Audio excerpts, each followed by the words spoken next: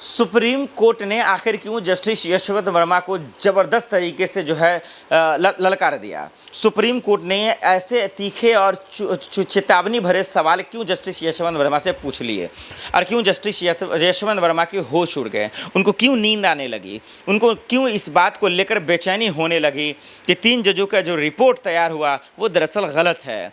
जो जज को नियुक्त किया गया उस रिपोर्ट को तैयार करने के लिए जस्टिस यशवंत वर्मा को ऐसा क्यों लगा कि ये बायस्ड रिपोर्ट है, ये जज जो है वो गलत है। क्या पूर्व CGI खन्ना साहब उनके खिलाफ थे? क्या कोई निजी दुश्मनी थी या कोई पर्सनल मामला था या कानूनी तौर पर वो सिर्फ इंसान कर रहे थे और इसके खामियाजा भुगत रहे हैं? जस्टिस यशवंत वर्मा के खेल को समझिए, सुप्रीम कोर्ट की बातों को समझने की कोशिश कीजिए और कानून व्यवस्था के चालाकी को समझिए।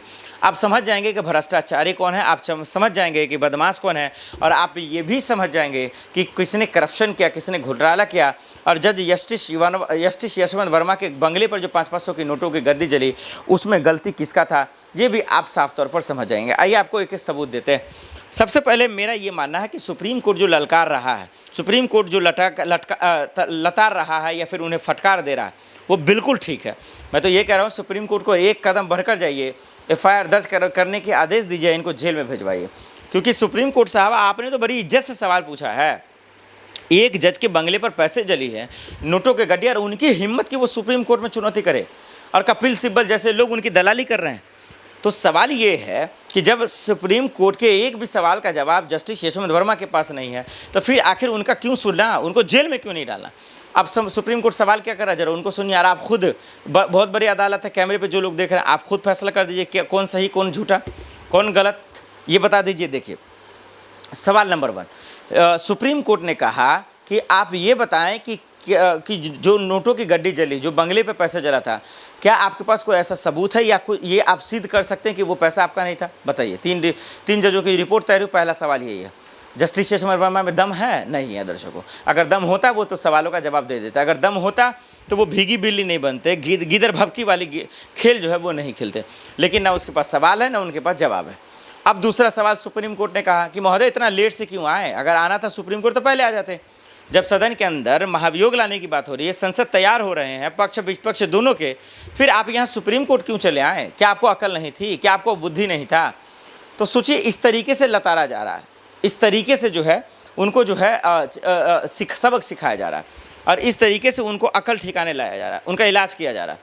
अब देखिए जज के मन में क्या चल रहा होगा। अब आइए आगे बढ़िए। फिर उनसे सवाल ये किया गया कि जस्टिस यशवंत वर्मा साहब आप ये बताएं कि अगर चाहते हैं कि निष्पक्ष जांच हो, आप चाहते हैं कि ईमानदारी से जांच हो, फिर आप कुर्सी क्यों नहीं छोड़ते? आपको कुर्सी से इतनी मोहब्बत क्यों है? तो ये सवाल जायज़ है कि नहीं है, ये बड़ा सवाल है। और अब जब महाभियोग आने की बात हुई, सदन शुरू हुआ और जब सांसदों ने उनके खिलाफ हस्ताक्षर किया, चले गए दौरे दौरे रोते भीगे सदन सुप्रीम कोर्ट में। CGI गवई साहब का सामने माफ़ी मांगने लगे, गिड़गिड़ाने लगे, महोदय बचा लीजिए मुझे। लेकिन माय लॉर्ड, ये लड़ाई इंसाफ की है, ये लड़ाई हक की है, ये लड़ाई संविधान और लोकतंत्र की है, इसमें तो कोई किसी विपक्ष का हाथ नहीं है। क्या जस्टिस यशवंत वर्मा को राहुल गांधी तो बचा नहीं सकते, सोनिया गांधी जी बचा नहीं सकती, प्रियंका गांधी तो बचा नहीं सकती? तो सवाल ये है कि जस्टिस यशवंत वर्मा झूठ क्यों बोल रहे हैं? क्या सच बोलने की हिम्मत नहीं रही इनमें? क्या ये जज पद पर रहकर सच बोल ही नहीं सकते क्या? क्या इन्होंने कसम खा रखी है क्या? क्या वो तमाम जो वकील बोल रहे हैं क्या ये झूठ बोल रहे हैं? आखिर सच बोल कौन रहा है, किस पे यकीन किया जाए? क्या जस्टिस यशवंत वर्मा के पास हैसियत नहीं सच बोलने की?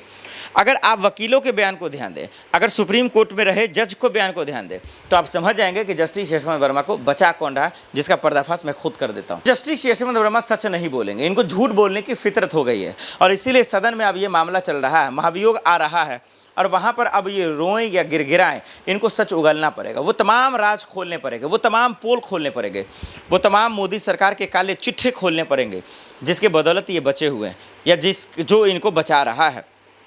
क्योंकि सरकार का जागना, विपक्ष का जागना, सुप्रीम कोर्ट का सवाल उठाना ये बताता है कि जस्टिस यशवंत वर्मा सिर्फ जिद कर रहे हैं और वो अपने जिद के चक्कर में कानून व्यवस्था का अपमान कर रहे हैं, लोकतंत्र का, संविधान का अपमान कर रहे हैं, जो किसी भी सूरत में माफ़ नहीं किया जा सकता है। मेरा मानना ये है, सदन चल रहा है, सुप्रीम कोर्ट में भी आप लगातार जा रहे हैं, जनता की इतनी बड़ी अदालत है, सच क्यों नहीं बोल देते? क्या सच बोलने की हैसियत नहीं आप में? क्या सच बोलने की हिम्मत नहीं आप में? आप तो जज पद पे हैं, आप सच नहीं बोलेंगे तो कौन बोलेगा? ये भारत के सियासत में, भारत की राजनीति में सबको पता है कि जो पैसे वाले लोग हैं, जो पावरफुल लोग हैं, जिनके पास सिस्टम है, जिनके पास पॉलिटिकल पावर है, वो अपना जो है दिमाग लगाकर दाएं बाएं कर सोर्स लगाकर बच जाते हैं। लेकिन ये जो इतना बड़ा सेंसिटिव मामला है, क्या इस पर भी लोग सियासत करेंगे? क्या इतने लोग गिर गए हैं? क्या किसी के पास अकल नहीं है एक जज को बचाने के लिए?